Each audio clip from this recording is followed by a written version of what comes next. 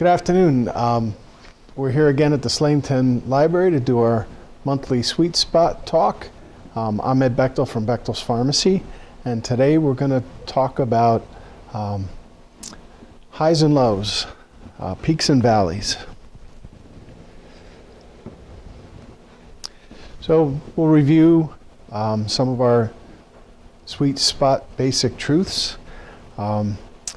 There are two main types of diabetes. Type 1 diabetes, essentially your body doesn't make insulin. And type 2 diabetes, your body can make insulin, but it doesn't use the insulin properly.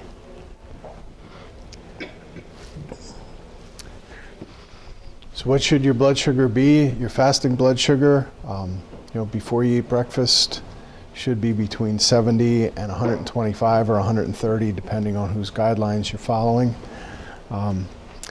And after you eat, an hour or two after you eat, it should be no higher than 180. It's that 180 milligrams per deciliter where the sugar becomes harmful to the body. Starts to spill out in the kidneys into the urine and can cause damage to nerves and blood vessels. So how do we control blood sugar? It's a three-pronged approach: diet, exercise, and medication. You'll note that two of those three are totally under your control. And even the third one, medications, even though your doctor may decide what medications he or she may want you on, it's still up to you to take them when you should and take them properly. So first we're going to talk about hyperglycemia. Hyperglycemia is when your blood sugar is abnormally high. There are conditions other than diabetes that could contribute to having hyperglycemia, including inflammation of the pancreas. What was that? No, it was a horn in the alley. Yeah, there's no train that close. That's an air horn. That would be a good trailer truck or something. Inflammation of the pancreas, an overactive thyroid, severe stress such as a heart attack, stroke, or acute trauma.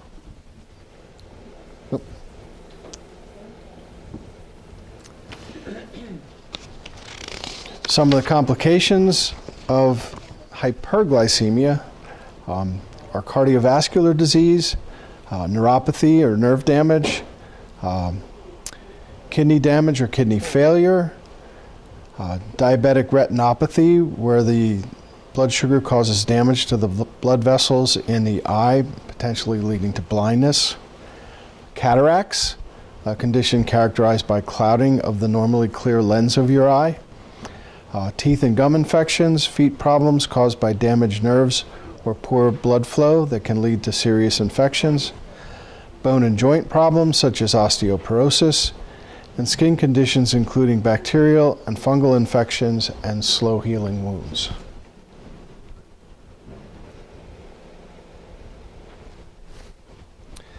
Several factors can contribute to hyperglycemia in people living with diabetes. These include dietary choices or not following your meal plan, being physically inactive, having an illness or infection, being injured or having surgery, experiencing emotional stress such as family conflict or workplace challenges, or Christmas. Using certain non-diabetic medications such as corticosteroids, estrogens, or oral contraceptives, decongestants can raise your blood sugar, not using enough insulin or oral diabetic medication, not injecting insulin properly, or using expired insulin. There was a study that showed that people, as time goes on, and they, especially like with the insulin pens, that they get lazy. And with the insulin pens, you dial up how many units you're supposed to take, and you inject that. You push the button in. Then you're supposed to count to 5. while that insulin goes in. People will press it and just pull the needle out and they won't be getting the whole dose. So there was a study that showed that that can lead to loss of control of your diabetes if you don't use the proper injection technique. No, we don't. 5 for sure. What's that? I said I count to 5 for sure, and then I'm usually at the 6. I count like 1,000, 1,000, 2,000. Mhm. That's all I do. Yeah. I But know, I- I was guilty of that. Oh. Oh, okay. Yeah. That's what it said with the instructions I got. Yeah. I mean, I give him the shot. See, that's another problem. He doesn't want to give shots to himself.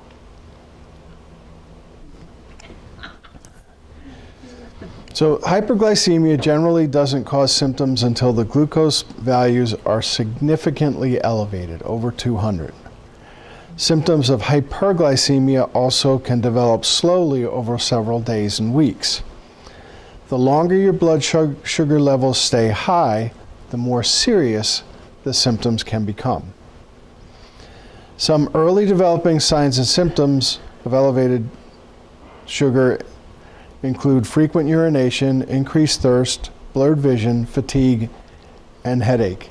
I mean, the typical symptoms for that, for diabetes, polyuria, which is increased urination, polydyspia, which is increased thirst, and polyphagia, which is increased hunger.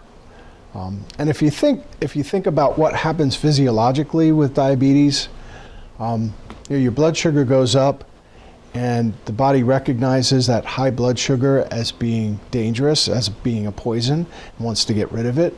So the kidneys start to clear out sugar.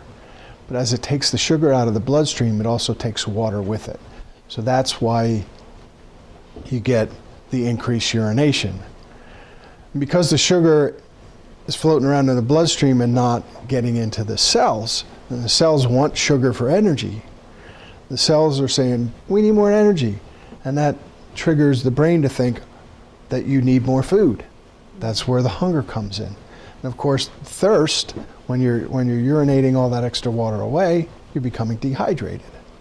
So that's what leads to the thirst. So that increased urination, increased thirst, and increased hunger are usually the 3 symptoms that we think of as being the symptoms of diabetes.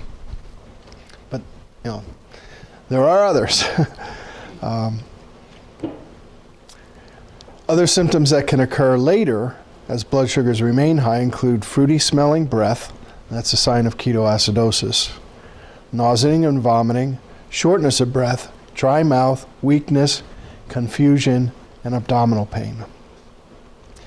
If you're experiencing any of the signs and symptoms of severe hyperglycemia, even if they're subtle, check your blood sugar level. If your blood sugar level is 240 milligrams per deciliter or higher, use an over-the-counter ketone test to test your urine. If the urine test is positive, your body may have started making changes that can lead to diabetic ketoacidosis, a serious condition of highly elevated blood sugar. You'll need to contact your doctor to help lower your blood sugar levels safely.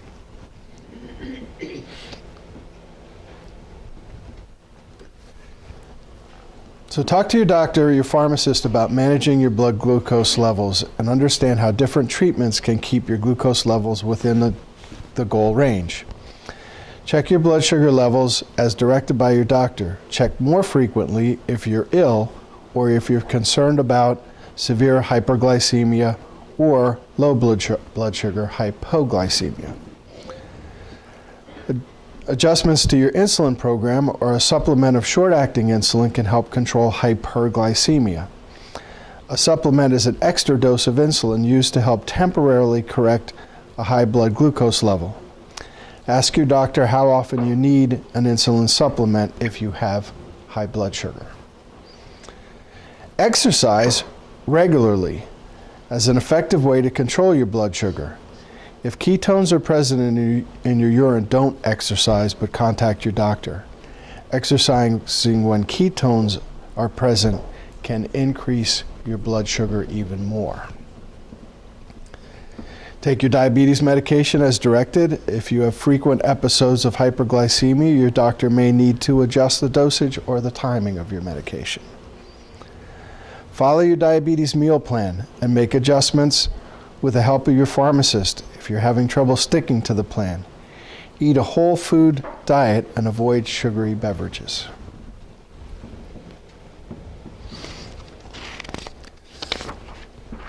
It's important to know when to call your doctor or seek medical assistance. Make an appointment with your doctor if you're experiencing ongoing diarrhea or vomiting, but you're able to take some food or drinks.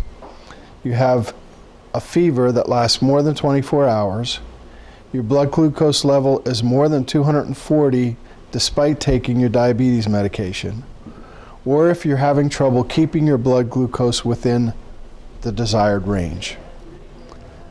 Call 911 or emergency if you're sick and you can't keep any food or fluids down, or if your blood glucose levels are persistently above 240 with ketones in your urine.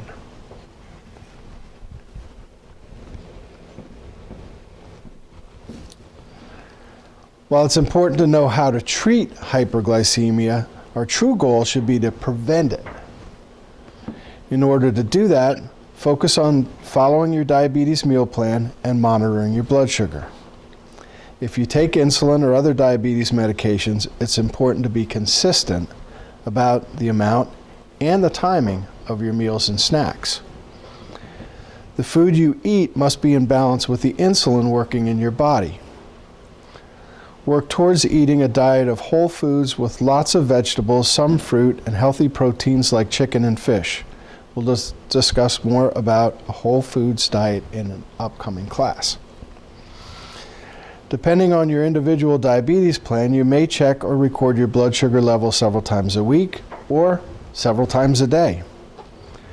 Careful monitoring is the only way to make sure your blood sugar level remains within your target range. Keep a log of your readings and note when your glucose readings are above or below your normal range.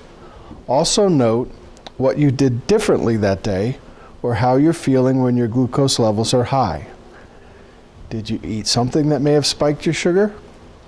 Did you exercise for an extra 20 minutes? Did you experience a stressful meeting at work? All of these things could factor into your blood sugar.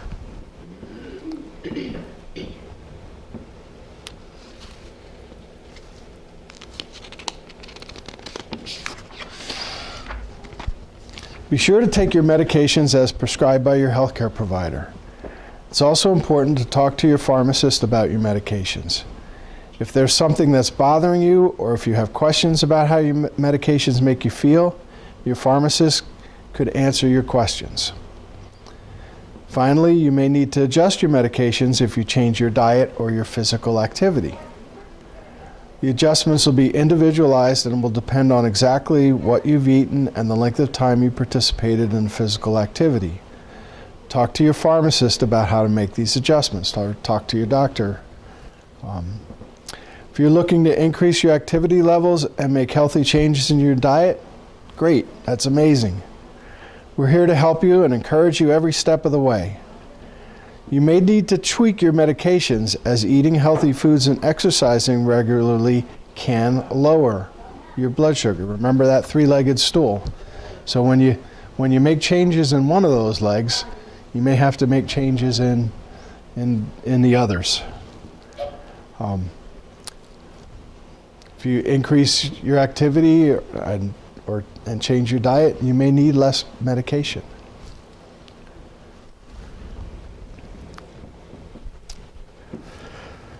Did you know that your blood sugar levels may rise when you're sick? When you're ill, your body is under stress. To deal with stress, your body releases hormones that help fight disease, but these hormones can also raise your blood sugar and interfere with the blood glucose lowering effects of insulin. As a result, it's harder to keep your blood glucose in the target range when you're sick. A lot of people will think, I'm sick and I'm not eating. I'm not eating, so I'm not getting any, sugar in my diet. If I'm not getting sugar in my diet, I don't need to take my medications. Actually, it's probably more important when you're sick, to monitor your blood sugar, to take your medications, because, the stress of being sick in itself can raise your blood sugar.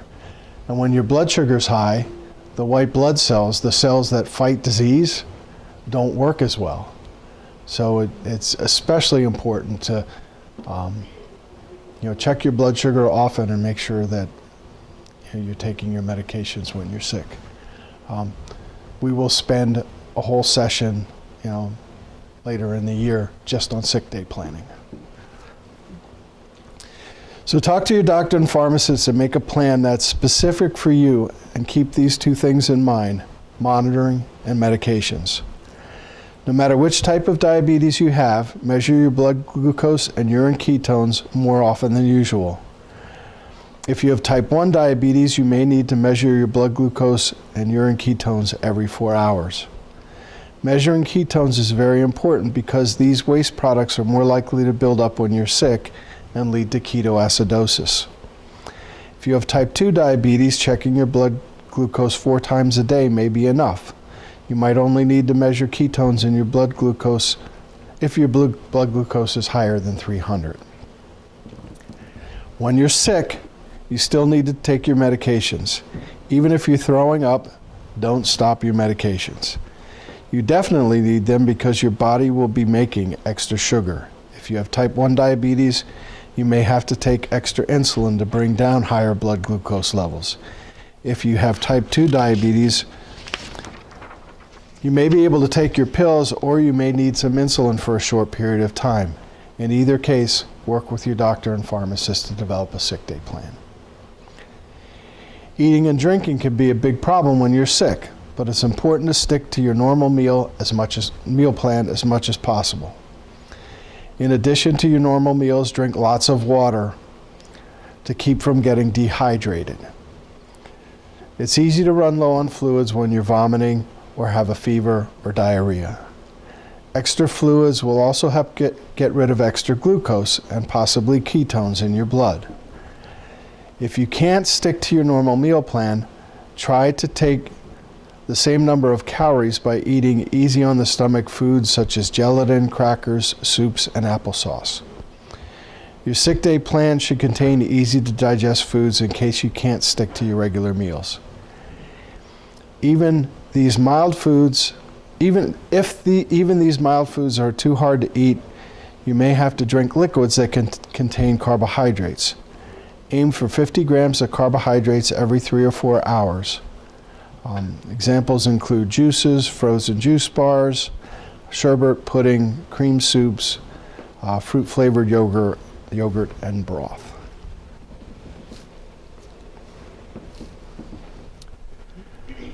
You don't need to call your team every time you sneeze or sniffle, but you do want to call if you experience any of the following. You've been sick or have a fever for days and aren't getting any better. You've been vomiting or having diarrhea for more than 6 hours. You have moderate or large amounts of ketones in your urine. Your glucose levels are higher than 240 even though you've taken insulin as called for in your sick day plan. You take pills for diabetes and your blood glucose level still climbs to more than 240 before meals and stays there for more than 24 hours. You have symptoms that might signal ketoacidosis, dehydration, or some other serious condition. Your chest hurts, you're having trouble breathing, your breath smells fruity, your lips and your tongue are dry and cracked. Or even if you're just not sure what to do to take care of yourself, don't be afraid to call your doctor.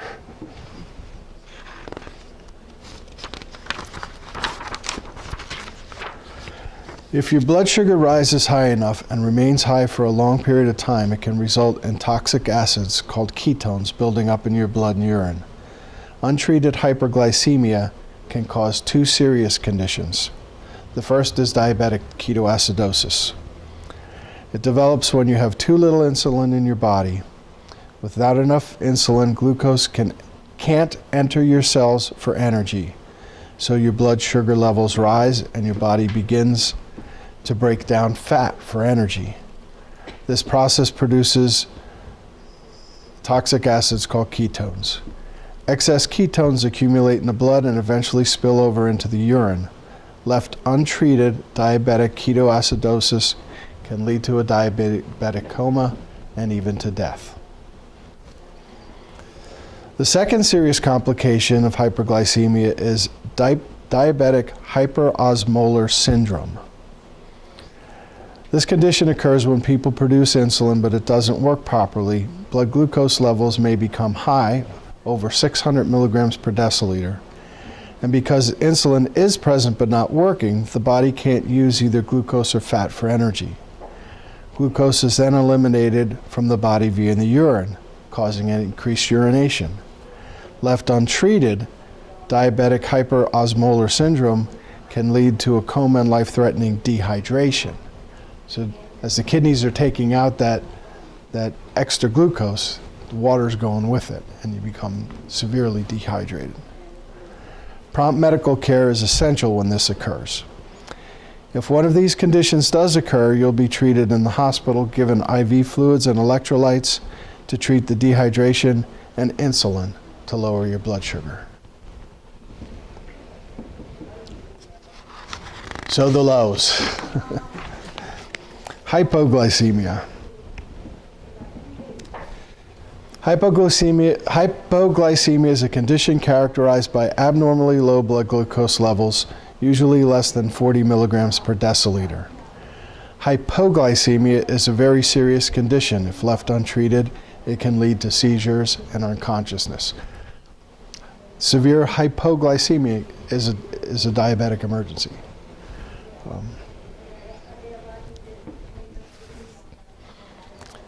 There are certain diabetes medications that can cause low blood sugar. Older types of diabetes medications tend to cause low blood sugar more than their newer counterparts.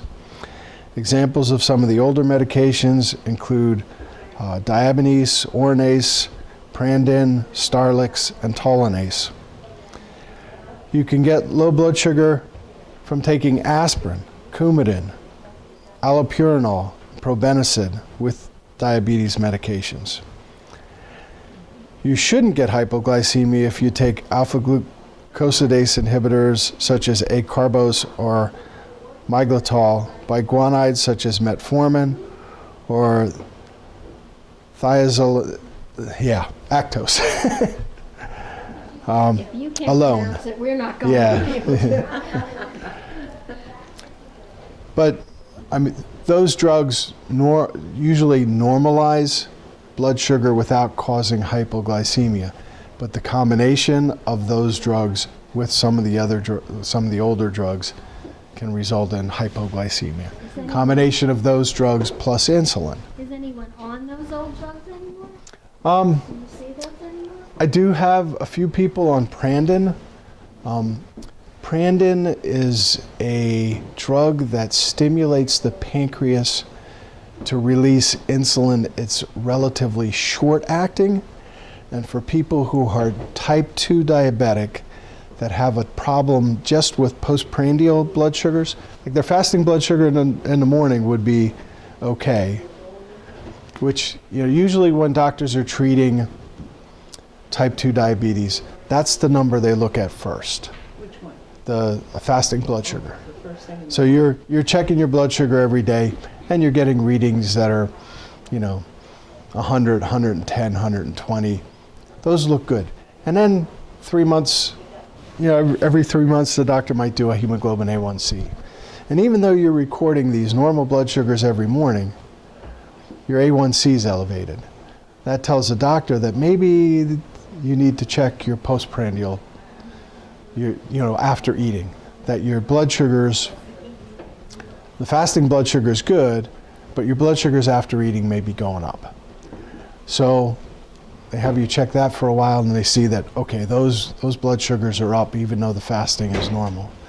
That's where Prandin comes in. It's a short-acting drug that stimulates the pancreas to release insulin. So it helps to control that postprandial blood sugar. So it's something that's taken with meals. And if you, I mean, the trade name, Prandin, kind of tells you with meals. You know, the prandial being that Latin It's all Greek root to that, me. yeah. No, it's Latin. But that's, you know, so, Yeah. you know, the company that made it, they chose the name for it, the trade name for it, you know, based on, you know, how it's, kind of going out of use. Is it if I have 6 people on it, that would be about it. It's not typical. It's not a drug that's used often. But it's a drug that if you took it and your body's releasing insulin and then you ate a meal that didn't have enough carbs in it, it could cause your blood sugar to go too low. Just like if you were type 1 diabetic and you took too much fast-acting insulin before the meal and then you didn't eat enough carbs to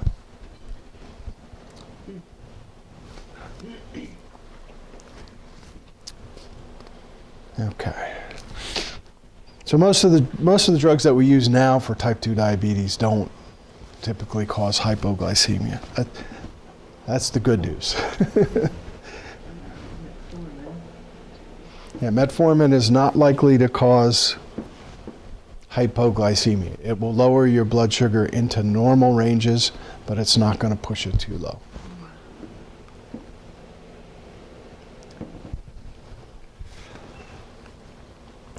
You can also get hypoglycemia if you take too much insulin for the amount of carbohydrates that you eat or drink. For example, hypoglycemia can occur after you eat a meal that has lots of simple sugars, if you miss a snack and don't eat a full meal, if you eat later than usual, or if you drink alcohol without eating any food. Alcohol will initially drop your blood sugar, and then it'll go back up.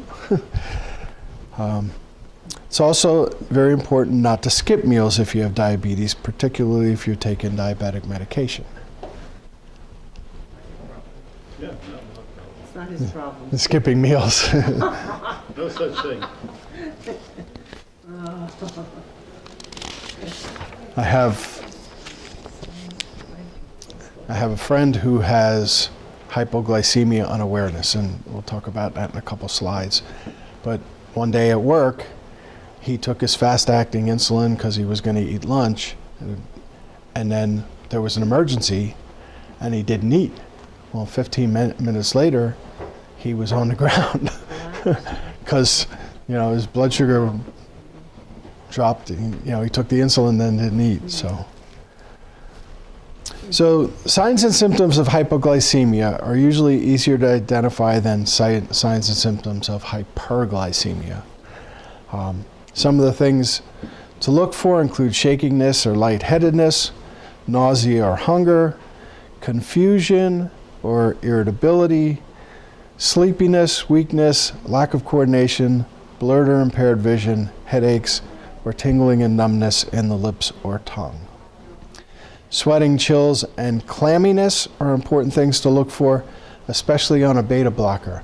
I'm not a big fan of people who are diabetic, people who are on insulin using beta blockers, but sometimes people have other conditions. They may have a heart arrhythmia or congestive heart failure where beta blockers are, you know, the treatment of choice. So the problem with taking beta blockers with, you know, somebody that's diabetic is that they can interfere with some of the normal reflex symptoms that you see with hypoglycemia. What they don't interfere with is the sweating and the clamminess. So if you're on a beta blocker and you're diabetic and you're taking insulin or another anti-diabetic medication, it's important to really be in tune for those symptoms. It's important for you to keep track of your signs and symptoms. If you feel any of these, check your blood sugar levels to see if you might need a snack. Record your readings as well as any symptoms you might be experiencing.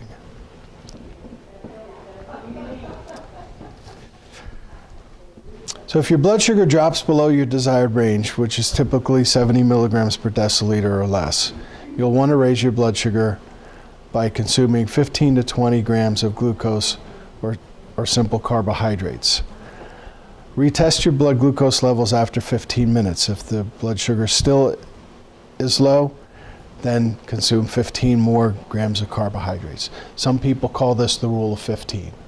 15 grams of carbohydrates, 15 minutes, test your blood sugar, 15 more grams of carbohydrate, 15 more minutes until you're back to normal.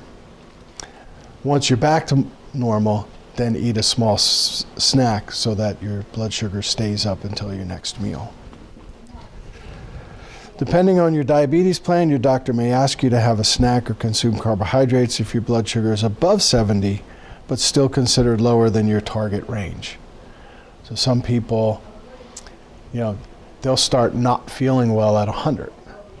And if you're one of those people, your doctor might, if your blood sugar is 100, they might want you to eat to get it up to 120 or 125.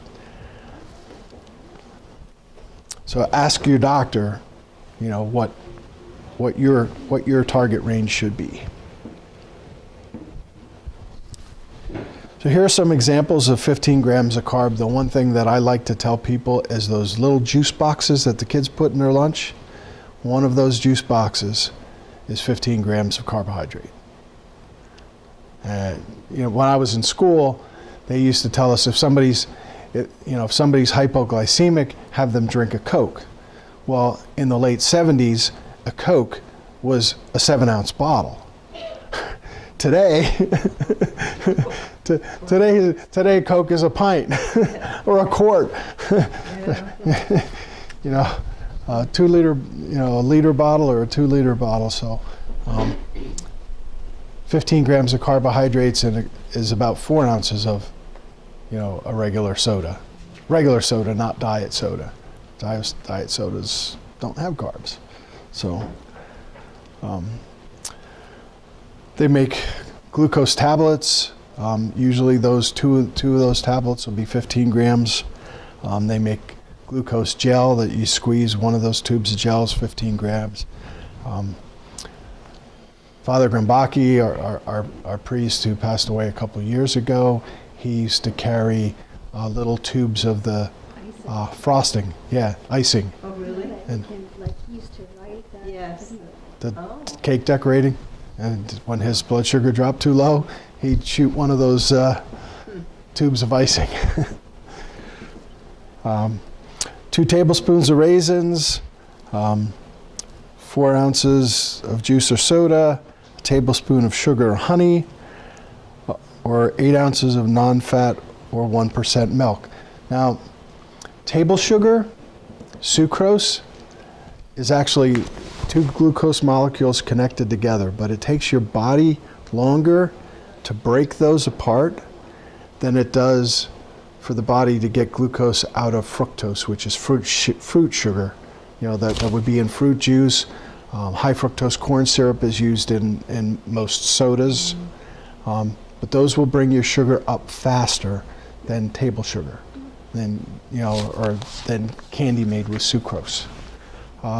Lactose, the milk sugar, will bring your sugar up faster than table sugar. Even though you think 2 glucoses together, that chemically that should bring it up faster, but it doesn't. You have to break that apart first. Yeah, your body has to break it apart first. So many diabetics carry an injectable glucagon pen with them for emergency hypoglycemia treatment. The example that I used earlier about my friend who went down at work, he carried a glucagon pen with him.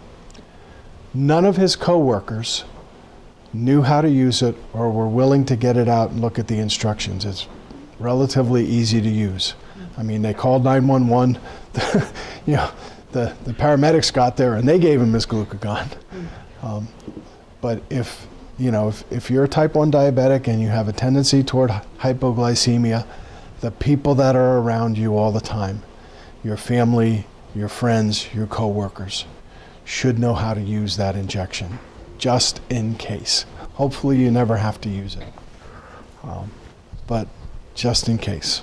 Does it happen more with people who have diabetes 1? This real low blood sugar? It can happen, yeah, it's more likely to happen with people who are type 1 diabetics because they're being treated with insulin. Yeah. Now, Okay. with type 2 diabetes, you know, as we run out of oral medications, you know, trying to control it, a lot of people with type 2 diabetes will eventually end up on insulin. A few years ago, I was at a seminar where the speaker said, you know, for years we told people, if you don't behave, you're going to get the needle, you know, as if being on insulin was some sort of punishment for not doing well. He said that is exactly the wrong thing we should be telling people. He said, people that take care of themselves live longer. If you live longer, eventually the oral medications aren't going to be enough. Your reward for taking good care of yourself and living longer is that you're probably going to end up on insulin. So if you're a type 1 diabetic and you take care of yourself, eventually you're probably going to end up on insulin. Type 2. Yeah, type 1 you need insulin to live. Yeah. So if you're a type 2 diabetic and you're on insulin, especially if you're on a fast-acting insulin. He's type 2. He only has insulin at night.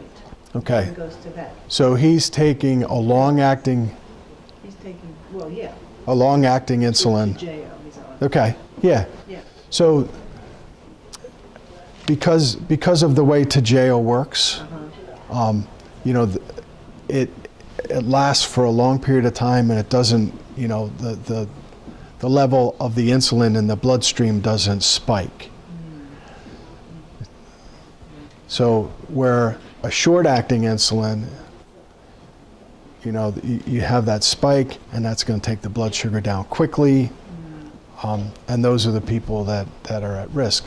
So a long-acting, right. They take it before every meal, they're taking insulin. Right. But if he doesn't eat, there's still a risk because that Tajeo is going to be in the bloodstream all the time. Right. Yeah. So skipping meals is not a wise. That's right. That's not his problem, so. Yeah, But- but it's a concern, you know. Yeah. Yeah. So you I mean, even though you're type 2 and it's less likely because of the treatment that you have, you still need to be aware of it but the chances that he would get hypoglycemia so severe that he would require an injection with glucagon are, yeah. You would expect that you're going to see symptoms that you would, you know, that you could get something to eat or drink to bring the sugar back up. Okay. So glucagon's used when the blood sugar drops so low that the person loses consciousness. So you can't give them. An insulin pen, a glucagon? No, It's like different. epinephrine. Oh. Yeah. How would you, you know, if I would come into that situation, how would I give it? Yeah, there's instructions with it. It's not as easy as a pen. Oh, it's not, It- okay. The glucagon itself is like a dry powder, and the syringe comes like pre-filled with the solution. You have to reconstitute the dry powder, then draw it back up into the syringe, and I then see, okay. so it's not something that you would want to know what you're doing before the situation arises for you to use it. But they got to him in time, obviously, the paramedics, dear friend. Yeah. Oh yeah. I mean, Yeah. He had Yep. time there. Yeah. Yeah, and if you're ever in a situation where you have to use glucagon, you want to call 911. Right. Although I do have some families that have kids with type 1 diabetes that that kids' blood sugars are, up and down way over the place, and they use glucagon several times a year, and it's become so routine that they don't even call the doctor when it happens. So that scares me, but I guess you can get used to anything.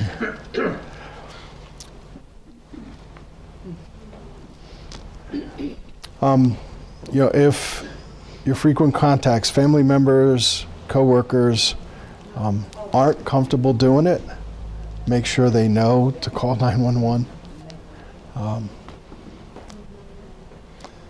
And after you use glucagon, usually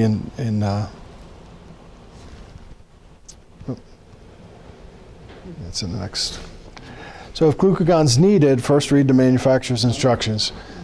Well, don't wait until glucagon's needed to read the manufacturer's instruction. If your doctor feels there's a need for you to carry glucagon, you want to read those instructions, or have the people that are close to you read those instructions before the situation arises where it's needed.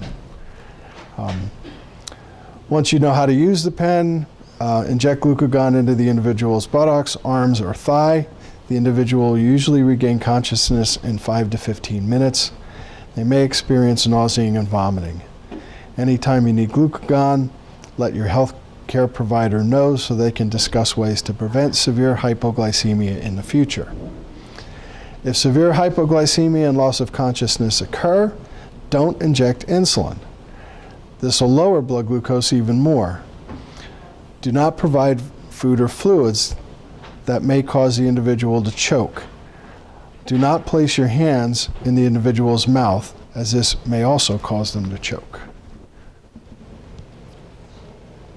If somebody has hypoglycemia and goes unconscious, don't give them a glucose tablets or glucose gel or something like that if they're not awake. People, I've heard of people doing that. Somebody passes out because of hypoglycemia, and they'll shoot the gel into their mouth, or no. Your risk for developing hypoglycemia will be lower if you eat at regular times during the day and focus on eating whole, nutrient-dense foods. Never skip meals. Maintain a consistent exercise level. Your goal for exercise should be 30 minutes a day, most days of the week. Also, avoid alcohol consumption, as alcohol can cause major swings in your sugar levels depending on how much you consume. People with diabetes should always have ready access to emergency supplies for treating unexpected episodes of hypoglycemia. These supplies may include candy, glucose tablets, glucose paste in a tube, or a glucagon emergency kit. The glucagon injection may be given by any knowledgeable family member or friend if a hypoglycemic patient is unconscious and cannot take sugar by mouth. Hypoglycemia unawareness. This is what my friend suffers from. He's been diabetic for many, many, many, many years. And the nerves that are used to sense hypoglycemia and cause the symptoms of hypoglycemia have been damaged by the diabetes. Just when people think about diabetic neuropathy, most people think about the hands and feet, but it can also damage other nerves in the body too. So hypoglycemia unawareness comes pretty much from damage to nerves caused by excessively high blood sugar over a long period of time.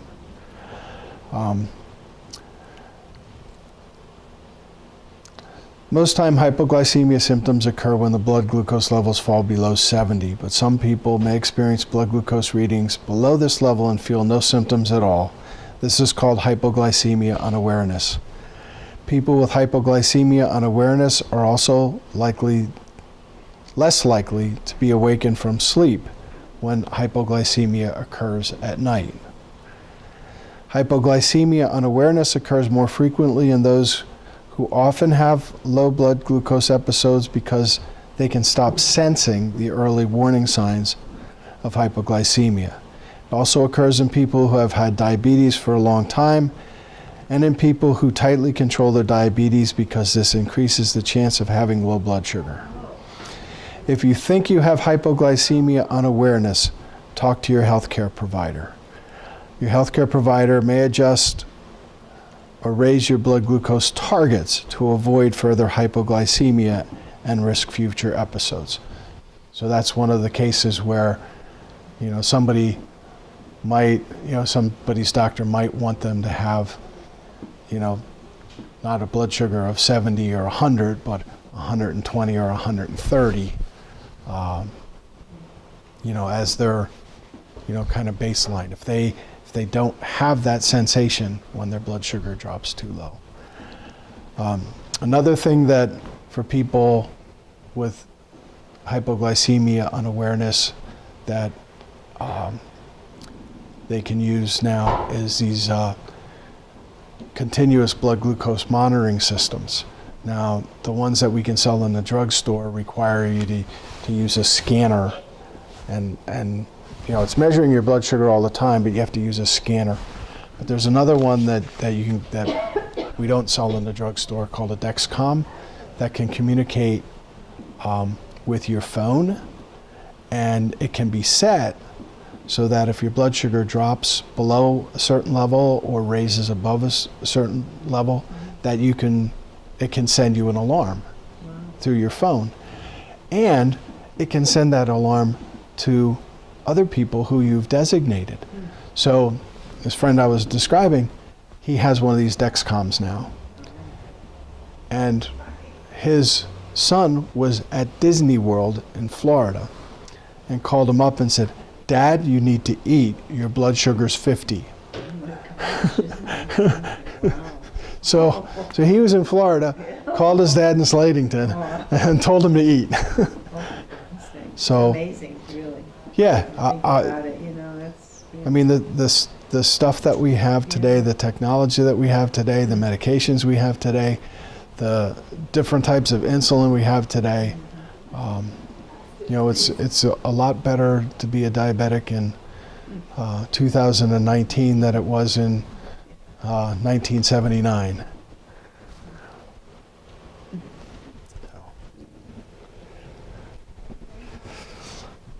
Many people living with diabetes, particularly those that use insulin, should have a medical ID with them at all times.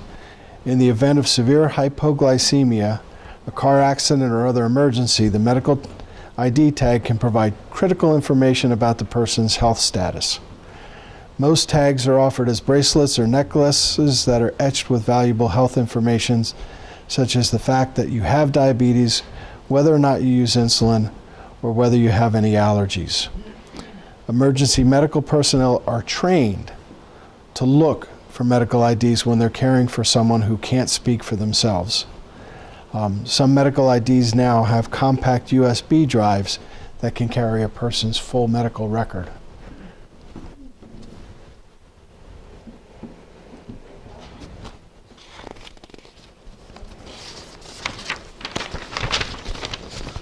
So to control your blood sugar, be sure that you're consistently monitoring your levels and taking your medications and insulin, maintaining a healthy diet and exercise plan. Prevention is the goal. But also knowing how to handle things when you become ill or if you experience a high or low reading. Always carry a carbohydrate source or a glucagon pen with you. Talk to people in your life, family, friends, coworkers. Educate them on how to help you. And finally, talk to your pharmacist to help develop a plan that's tailored to your needs. We're here to help you make positive changes. Want to start an exercise plan? Good. Let us help you get started. Then monitor your readings and adjust your insulin or other medications as needed. Remember, we're here for you. And then that's this month's recipe.